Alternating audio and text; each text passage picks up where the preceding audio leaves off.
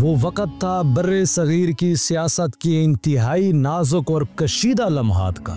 دشمن اپنے سازشی ہتھیار تیز کر چکا تھا، مسلمانوں کے دلوں میں شکوک و شبہات کے بیچ بو رہا تھا، فرقہ واریت کی آگ بھڑکانے کی سازشیں زوروں پر تھیں، اور دشمن جانتا تھا کہ اگر مسلمانوں کو آپس میں لڑا دیا جائے تو ان کا خواب وطن ادھورا رہ جائے گا۔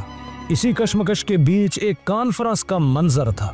محفل میں بیٹھے صحافیوں کے سوالات کی گونج تھی، جب اچانک ایک صحافی نے ایک ایسا سوال داغا جو مسلمانوں کے اتحاد کے لیے بم تھا۔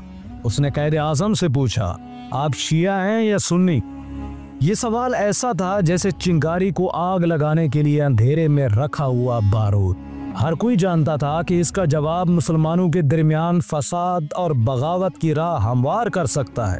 اس لمحے محفل میں خاموشی چھا گئی، سب کی نظریں قید کی طرف تھی، اور قائد اعظم نے جو جواب دیا وہ تاریخ کا وہ لمحہ بن گیا جس نے دشمنوں کی سازشوں کو خاک میں ملا دیا۔ قائد اعظم نے اپنی آنکھوں میں ایک عزم اور محبت کی چمک کے ساتھ صحافی کی طرف دیکھا اور پوچھا، حضور اکرم صلی اللہ علیہ وسلم کیا تھے؟ یہ سوال تھا ایک آزمائش کا، ایک چیلنج کا، مگر اس کے اندر ایک ایسی طاقت تھی جو سب فرقوں کو جوڑنے والی تھی۔ قائد نے پھر کہا، اگر حضور اکرم صلی اللہ علیہ وسلم شیعہ تھے تو میں شیعہ ہوں، اگر وہ سنی تھے تو میں سنی ہوں، اور اگر وہ صرف مسلمان تھے تو میں بھی صرف مسلمان ہوں۔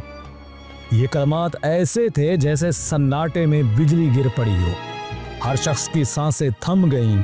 وہ چند جملے نہیں تھے بلکہ مسلمانوں کو اتحاد کی جانب بلانے والی صدا تھے، محبت اور بھائی چارے کا پیغام تھے جو زمان و مکان کی حدود سے آزاد تھا۔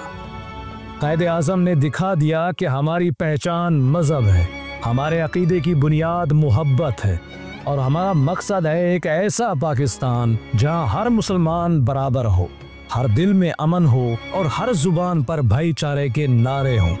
دعا کرتے ہیں کہ اللہ پاک قائد اعظم کی قبر پہ لاکھوں کروڑوں رحمت خاص نازل فرمائے اور پاکستان کی حفاظت فرمائے۔ امید کرتے ہیں کہ یہ ویڈیو آپ کے علمی اضافے کا سبب بنی ہوگی۔ اگر یہ ویڈیو آپ کو اچھی لگی تو اسے لائک کریں اور شیئر بھی کر دیں۔ ملتے ہیں ایک نئی ویڈیو کے ساتھ، تب تک کے لیے اجازت دیں۔ السلام علیکم ورحمۃ اللہ وبرکاتہ۔